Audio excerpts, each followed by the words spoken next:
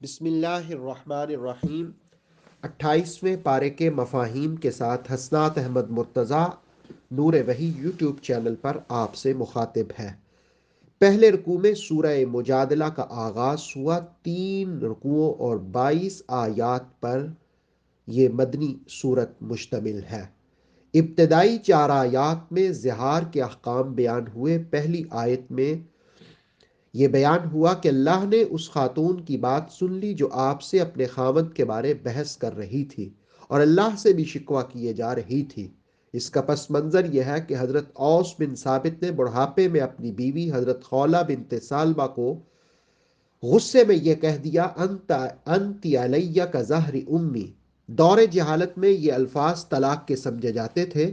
ان کا معنی یہ ہے کہ تو یا تیرے وجود کا کوئی حصہ میری ماں کی طرح ہے۔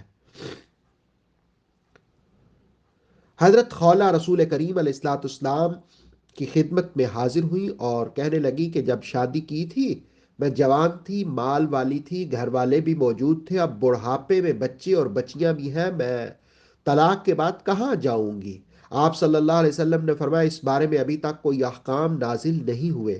وہ بار بار رسول اللہ علیہ السلام کی خدمت میں عرض کرتی اور رب کی بارگاہ میں بھی فریاد کرتی۔ آپ بار بار وہ جواب دیتے کہ میرے پاس کوئی احکام نازل نہیں ہوئے۔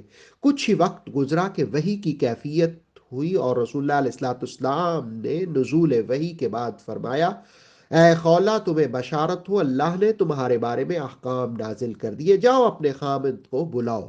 حضرت اوس حاضر خدمت ہوئے تو آپ نے فرمایا کہ اللہ نے حکم دیا ہے جو اپنی بیویوں سے زہار کرے، یعنی یہ کہے کہ تم یا تمہارے وجود کا کوئی حصہ میری ماں کی طرح ہے، حالانکہ یہ جھوٹ ہے اور لاغ بات ہے، لیکن اب معاملے کو سلجھانے کے لیے کفارہ ادا کرنا ہوگا، اور کفارہ جو ہے وہ مقاربت سے پہلے ادا کرنا ہوگا۔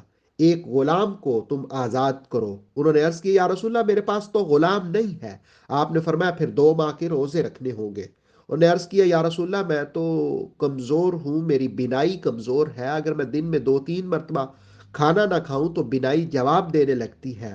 آپ نے فرمایا 60 مسکینوں کو کھانا کھلاؤ۔ اس نے کہا یا رسول اللہ صلی اللہ علیہ وسلم میں تو غریب ہوں۔ آپ نے شفقت فرماتے ہوئے 15 سا عطا فرمائے اور کہا کہ جاؤ مسکینوں کو کھانا کھلاؤ۔ اس طرح حضرت خولہ کا گھر دوبارہ آباد ہو گیا۔ زہار کے احکام بیان کرنے کے بعد فرمایا کہ یہ اللہ کی حدود ہے، ایمان والو ان کی حفاظت کرنا ہوگی۔ رکوع کی آخری 2 آیات میں اللہ اور اس کے رسول کی مخالفت کرنے والوں کے بارے کہا کہ وہ ذلیل ہوں گے اور آخرت میں بھی زندہ ہونے کے بعد وہ اپنے اعمال کی جزا بھگتیں گے۔ اللہ ہر چیز کو خوب مشاہدہ کرنے والا ہے۔ 28ویں پارے کے دوسرے رکوع کی پہلی 2 آیات میں منافقین کی سازشوں کا ذکر ہوا۔ وہ چھپ چھپ کر مسلمانوں کے خلاف سرگوشیاں کرتے ہیں۔ انہیں کہا گیا کہ تم 3 ہو تو چوتھا اللہ ہوتا ہے، 4 ہو تو 5واں اللہ ہوتا ہے، 5 ہو تو چھٹا اللہ ہوتا ہے، تمہاری کوئی بھی سازش اس سے مخفی نہیں ہے، اللہ تمہارے کاموں پر قیامت میں ضرور تمہیں آگاہ کرے گا، گناہ اور ظلم اور نافرمانی کی سزا بھی دے گا۔ آیت 9 میں مسلمانوں کو کہا گیا کہ گناہ زیادتی اور رسول کریم صلی اللہ علیہ وسلم کے بارے خفیہ مشورے مت کرو، البتہ نیکی اور تقوی کے بارے میں مشورے کیا کرو۔ مخالفین کی سرگوشیاں شیطان کی طرف سے ہوتی ہیں، حالانکہ کوئی بھی کسی کو اللہ کے اذن کے بغیر نقصان نہیں پہنچا سکتا۔ آیت 11 میں محفل کے آداب کے حوالے سے کہا جب کوئی شخص آ جائے بعد میں تو اس کے لیے جگہ کشادہ کر دو، اس سے اللہ تعالیٰ تمہارے دلوں میں بھی کشادگی پیدا فرمائے گا، اور جب محفل ختم کرنے کا کہا جائے تو اسی وقت محفل برخاست کر دیا کرو، اٹھ جایا کرو۔ اللہ تعالیٰ نے ایمان اور اہل علم کے درجے بلند فرمائے ہیں۔ آیت 12 میں کہا رسول کریم علیہ السلام سے جب تنہائی میں بات کرنا چاہو تو پہلے صدقہ دیا کرو۔ آیت کے نزول کے بعد حضرت مولا علی کرم اللہ وجہ الکریم نے صدقہ کیا اور آپ سے 10 مسائل دریافت کیے۔ حضرت علی المرتضیٰ کرم اللہ وجہ الکریم جو ہی سوالات سے فارغ ہوئے تو اس آیت کا حکم منسوخ ہو گیا۔ یعنی آپ یہ کہہ سکتے ہیں کہ قرآن مجید کی اس آیت پر صرف اور صرف حضرت مولا علی کرم اللہ وجہ الکریم ہی نے عمل کیا ہے۔ یہ اعزاز اللہ نے مولا علی ہی کو عطا کیا ہے۔ حضرت علی نے رسول کریم علیہ الصلوۃ والسلام سے جو 10 سوالات کیے، ان میں پہلا سوال یہ تھا کہ وفا کیا ہے؟ آپ نے فرمایا اللہ کی وحدانیت کی گواہی دینا۔ انہوں نے عرض کیا یا رسول اللہ فساد کیا ہے؟ آپ نے فرمایا کفر اور شرک۔ تیسرا سوال حق کیا ہے؟ آپ نے فرمایا اسلام، قرآن اور ولایت۔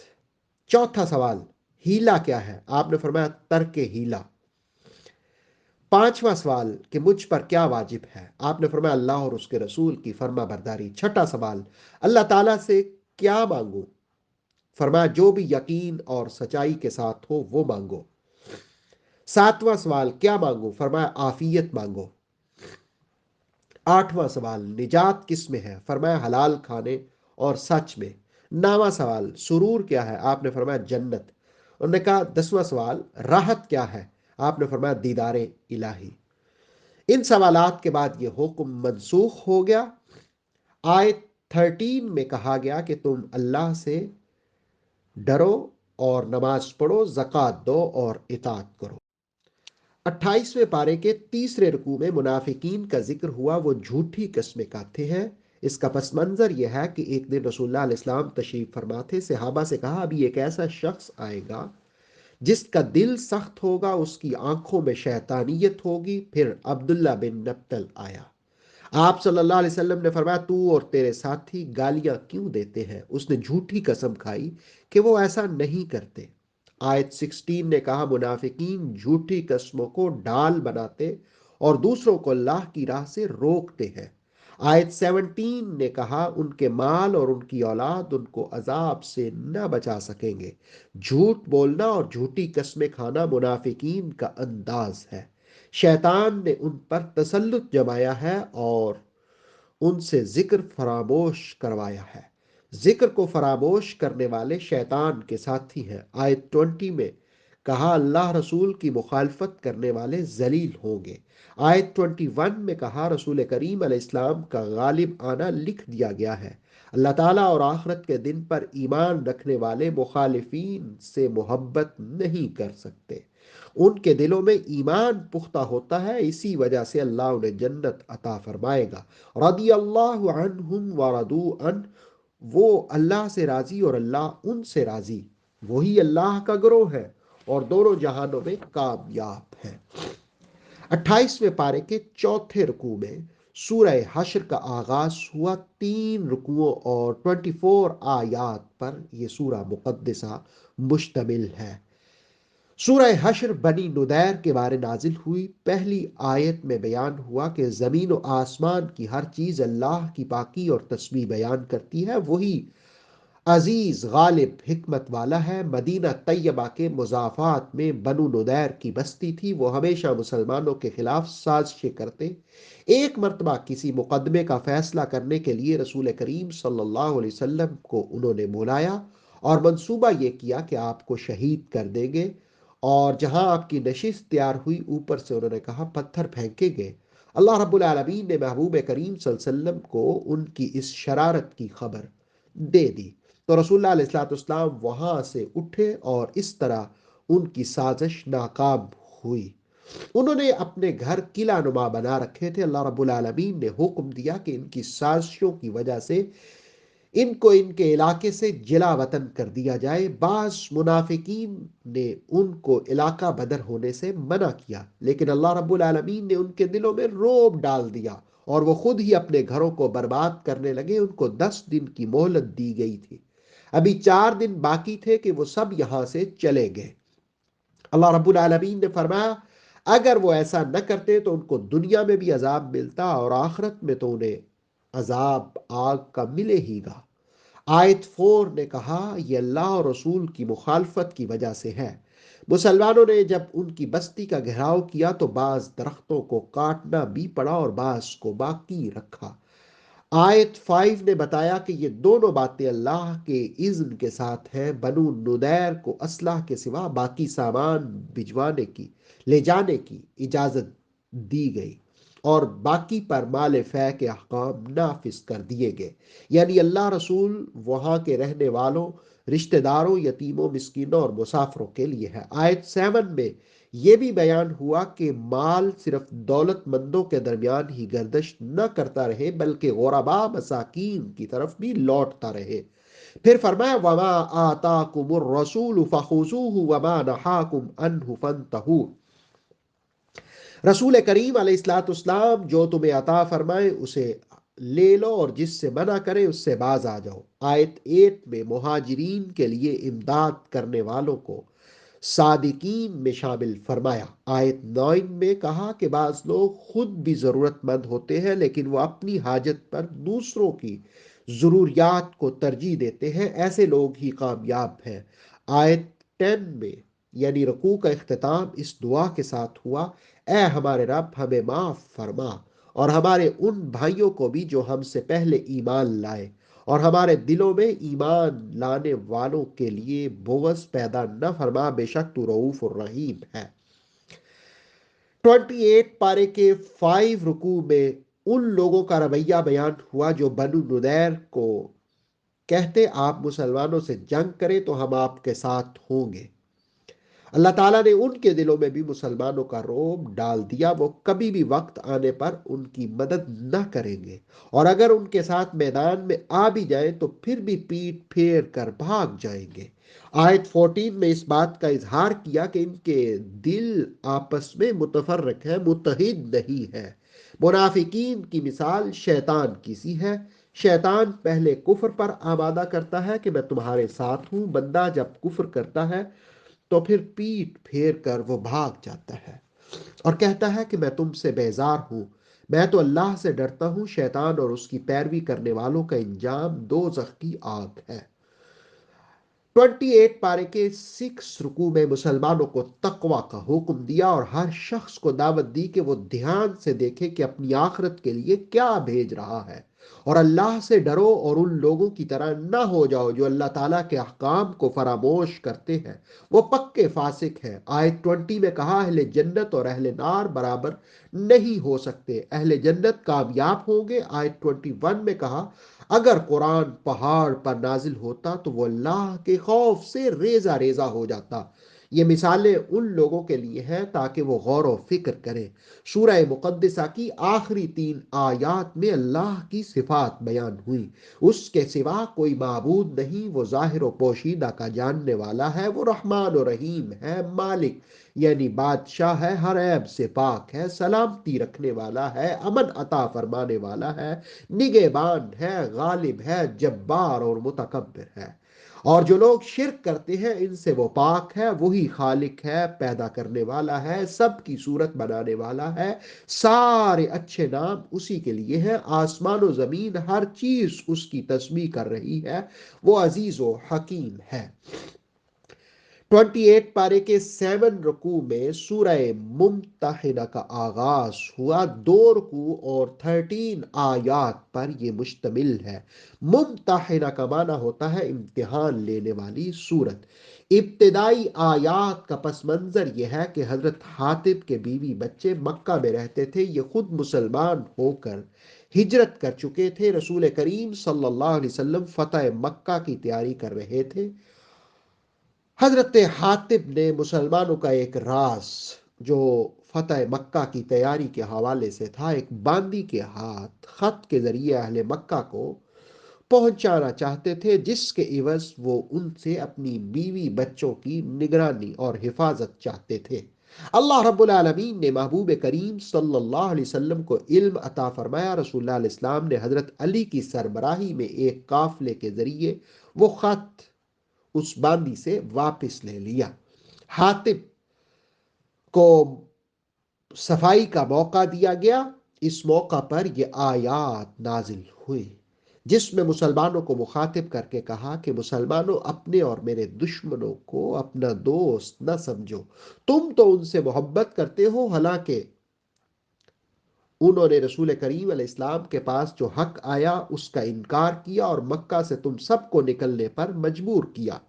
اللہ کی راہ پر چلتے ہوئے انہیں اپنے راز مت بتاؤ۔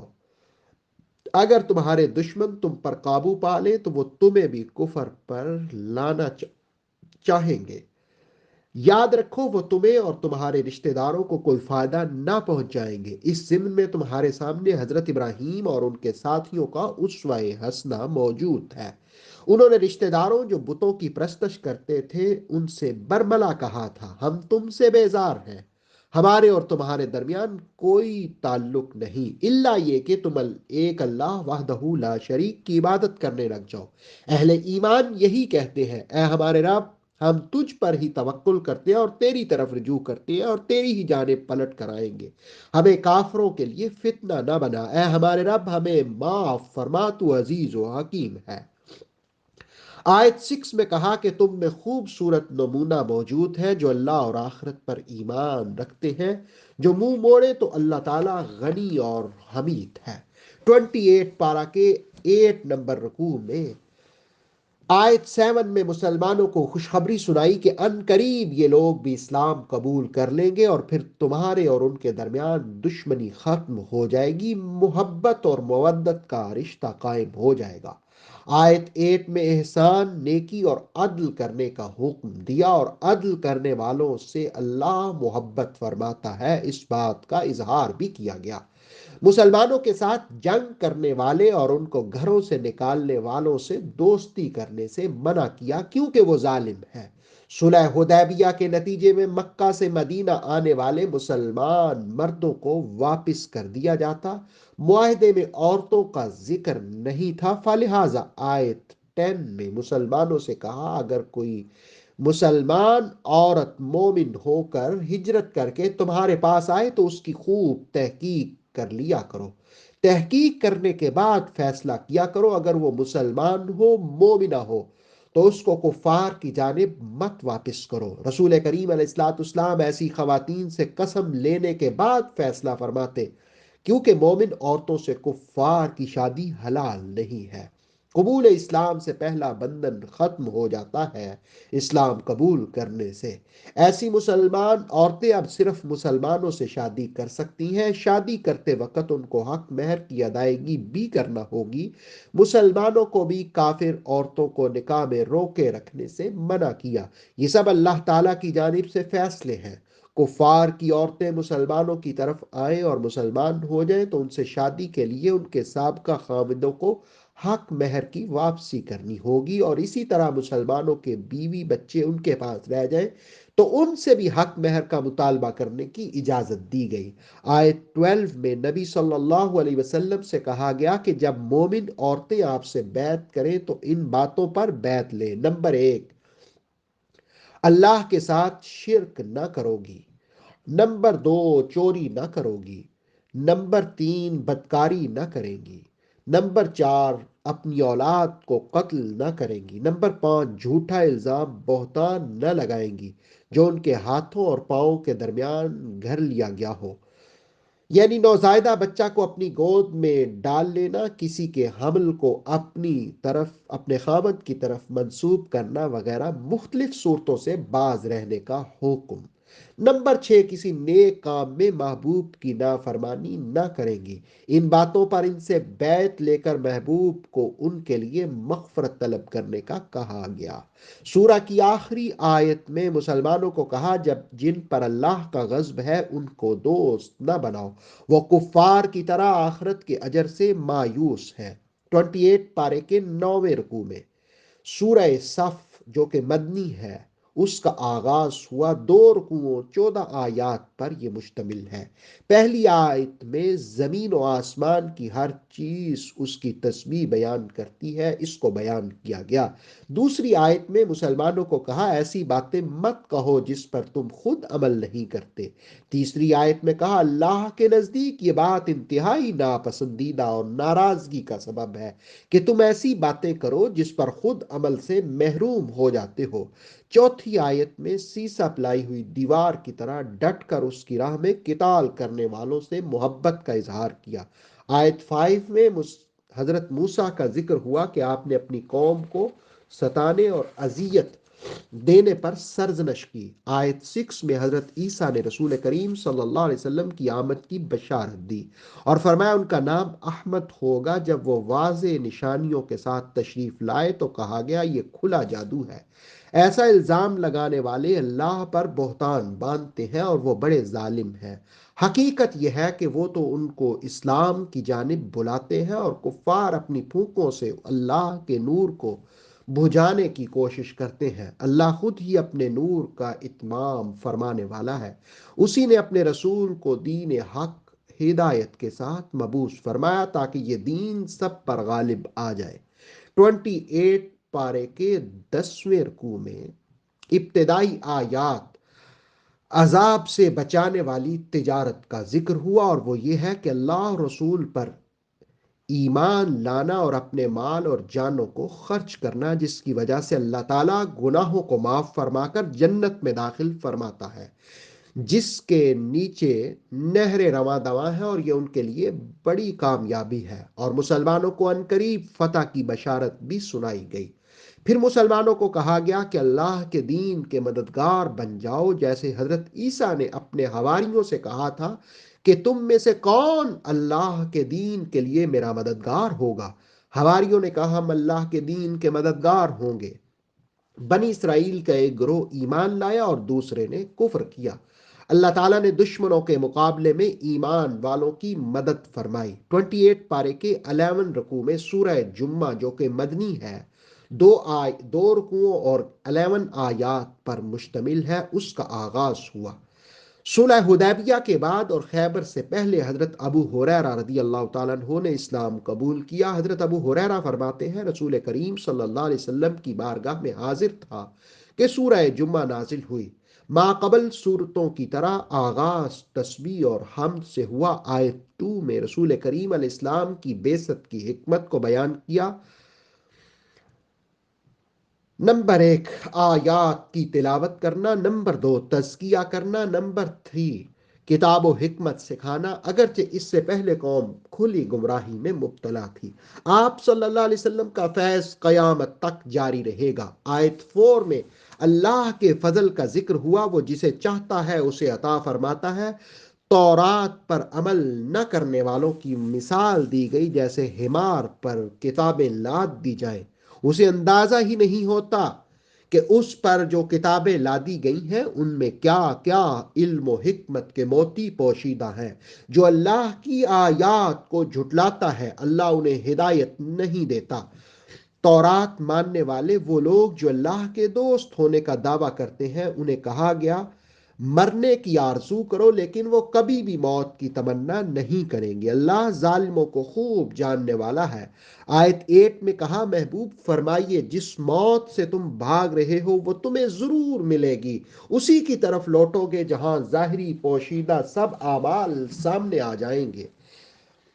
28 پارے کے 12 رکوع میں جمعہ کے احکام بیان ہوئے۔ مسلمانوں کو کہا گیا جب جمعہ کی آذان ہو تو اللہ کے ذکر کی طرف دوڑ کے آؤ، خرید و فروخت چھوڑ دو، اس میں تمہارے لیے بہتری ہے اگر تم اس حقیقت کو سمجھو۔ البتہ نماز جمعہ کی ادائیگی کے بعد تم اللہ کا فضل یعنی رزق کے حلال تلاش کر سکتے ہو۔ اور پھر کہا گیا کہ اللہ کا ذکر کثرت سے کرو تاکہ تم کامیاب ہو جاؤ۔ آخری آیت کے نزول کا پس منظر یہ ہے کہ مدینہ طیبہ میں قحط کی وجہ سے اشیاء خرد و نوش میں کمی واقع ہوئی۔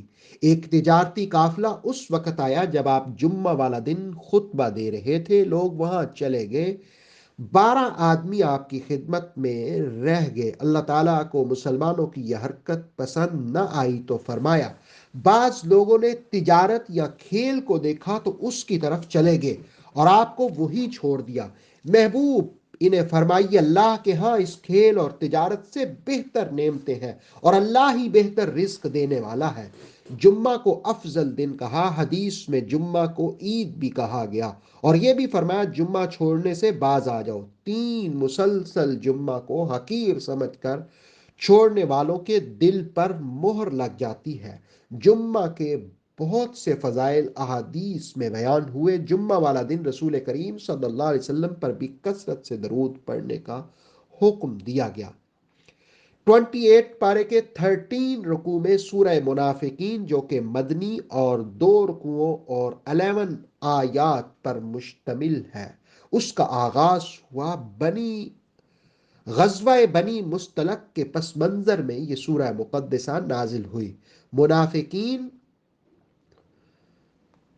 کا ذکر ہے اس میں، اور اس صورت کا نام بھی منافقون ہے۔ منافق نفق سے ماخوذ ہے، جس کا معنی سرنگ ہے یا لومڑی کی بل جس کے 2 منہ ہو۔ منافق بھی 2 چہرے رکھتا ہے۔ منافق رسول کریم صلی اللہ علیہ وسلم کی بارگاہ میں حاضر ہو کر کہتے ہیں، ہم گواہی دیتے ہیں کہ آپ اللہ کے رسول ہیں، اللہ جانتا ہے۔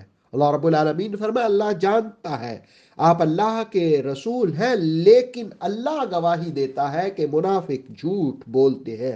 منافقین قسموں کو اپنی ڈھال بنا کر لوگوں کو اللہ کی راہ سے روکتے ہیں، ایمان پھر کفر۔ اللہ نے ان کے دلوں پر مہر لگا دی، ان کو کچھ سمجھ نہیں۔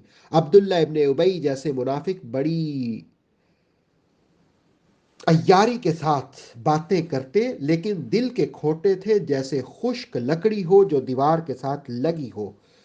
قرآن مجید نے کہا منافقوں سے ہوشیار رہیں۔ جب انہیں کہا جائے کہ رسول کریم صلی اللہ علیہ وسلم سے مغفرت طلب کرو تو سروں کو گھما کر تکبر کرتے ہیں یہ منافق۔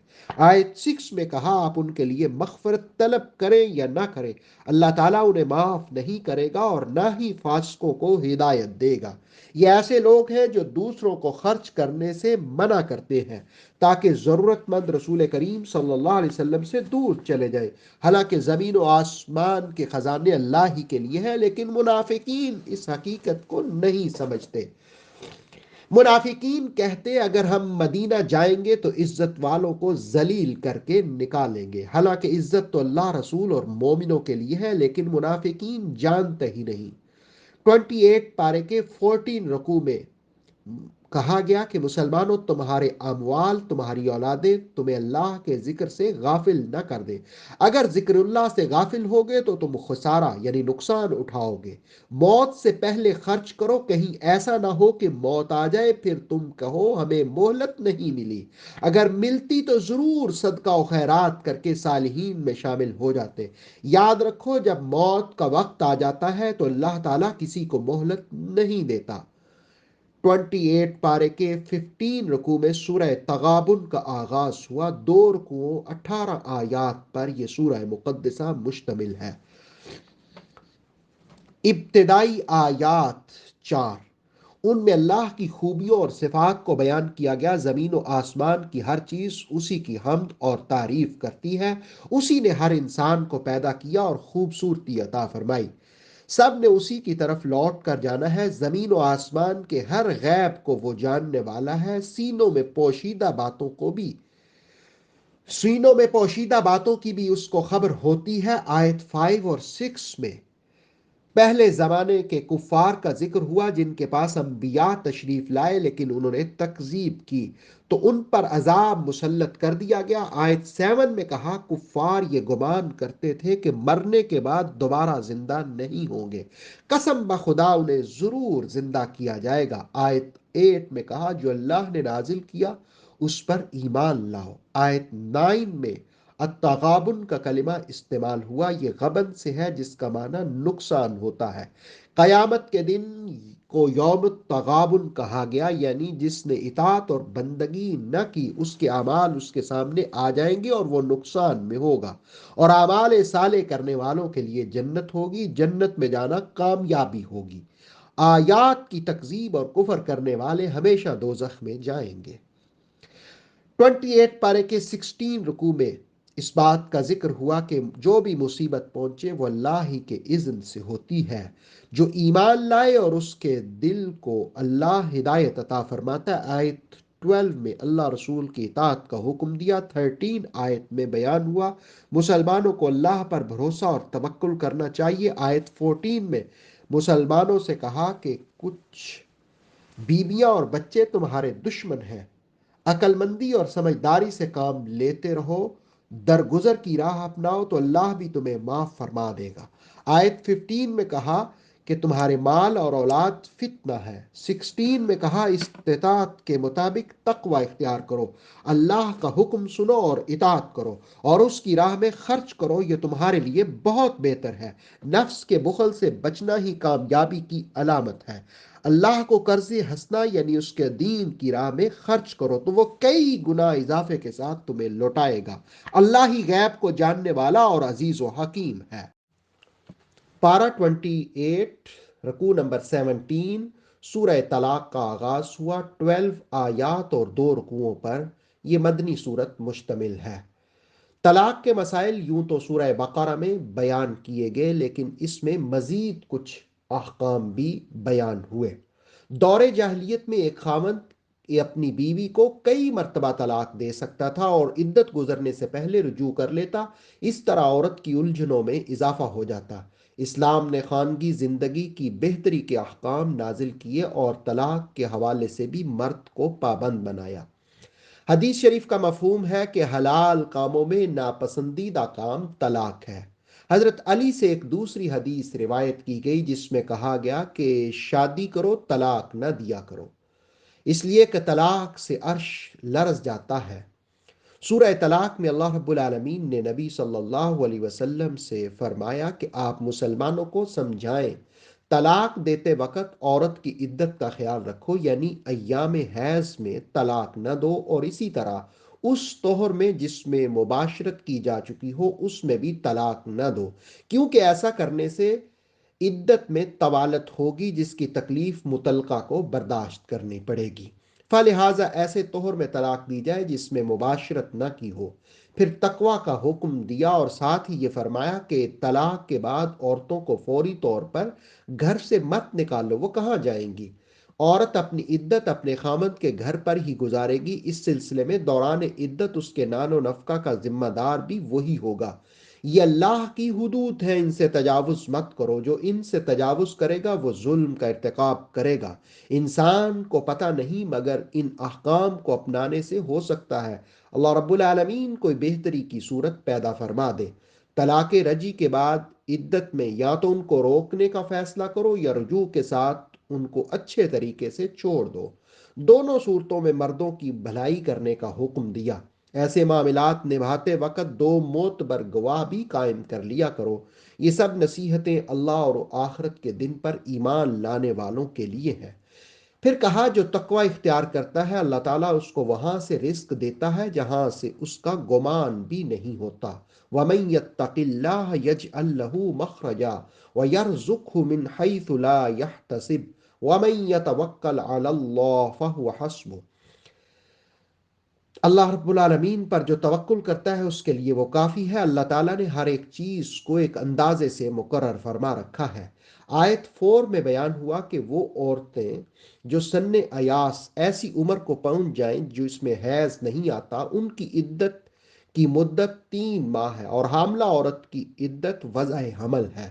تقوی والوں کے معاملات میں اللہ تعالیٰ آسانی پیدا فرماتا ہے اور تقوی کی برکت سے گناہوں کو بھی معاف فرماتا ہے۔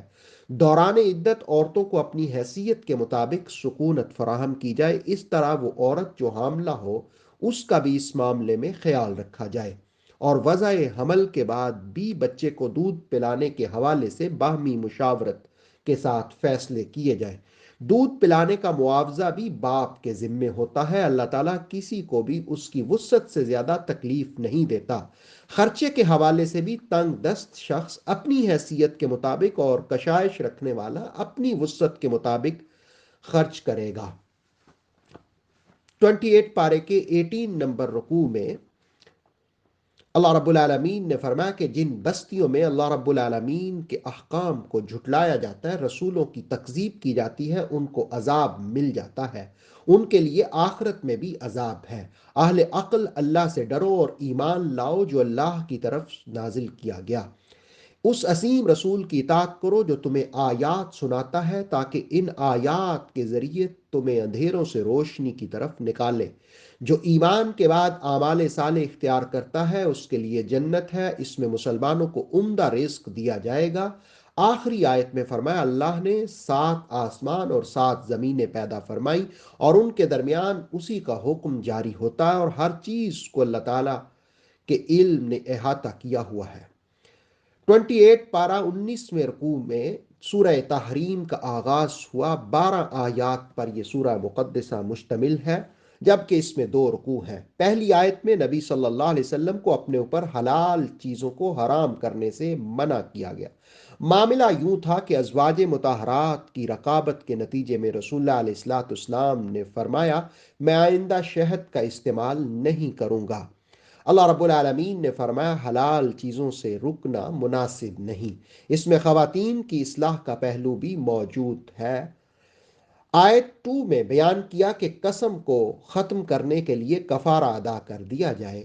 آیت 3 میں اس بات کا ذکر ہے کہ آپ نے اپنی ایک زوجہ سے ایک راز کی بات کہی اور کسی کو بتانے سے منع کیا، اس زوجہ نے دوسری کو بتا دیا، تو اس بات پر اللہ تعالیٰ نے اپنے محبوب صلی اللہ علیہ وسلم کو بھی آگاہ فرما دیا۔ تو آپ نے اپنی زوجہ سے کہا تو وہ کہنے لگی، آپ کو کس نے بتایا؟ تو آپ صلی اللہ علیہ وسلم نے فرمایا، مجھے علیم اور خبیر نے بتایا، یعنی جو خوب جاننے والا اللہ ہے، خوب خبر رکھنے والا اللہ ہے، اس نے بتایا۔ آیت 4 میں ان دونوں ازواج مطہرات کو اس پر توجہ کا حکم دیا اور کہا، اگر تم آپس میں ایکا بھی کر لو تو اللہ تعالیٰ اور مومنین اور فرشتے اپنے محبوب کے مددگار ہیں۔ آیت 5 میں کہا کہ اگر محبوب آپ سب کو چھوڑ دیں، طلاق دے دیں، تو اللہ تعالیٰ ان کو بہتر آپ سے بیویاں عطا فرمائے گا، جو فرما بردار، توبہ کرنے والیاں، عبادت گزار، روزہ دار، کنواریاں اور شادی شدہ یعنی ہوں گی، وہ عطا فرمائے گا۔ آیت 6 میں مسلمانوں کو کہا گیا کہ خود اور اپنے اہل و عیال کو دوزخ کی آگ سے بچاؤ، جس کا ایندھن لوگ اور پتھر ہوں گے۔ آخری آیت میں کفار کو بہانے بنانے سے منع کیا۔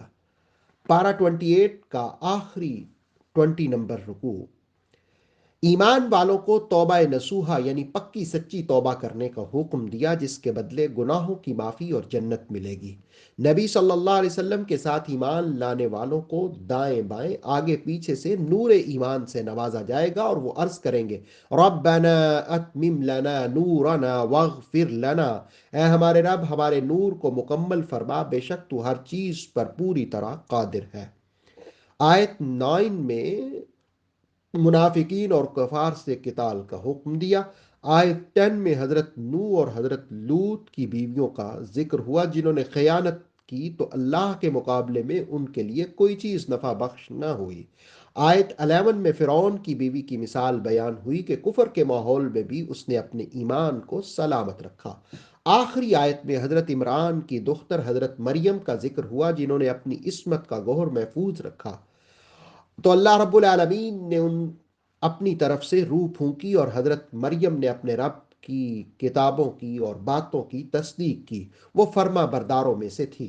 28ویں پارے کے مفاہیم کے ساتھ حسنات احمد مرتضیٰ کو اجازت دیجیے، انشاءاللہ جلد 29ویں پارے کے مفاہیم کے ساتھ حاضر ہوں گا۔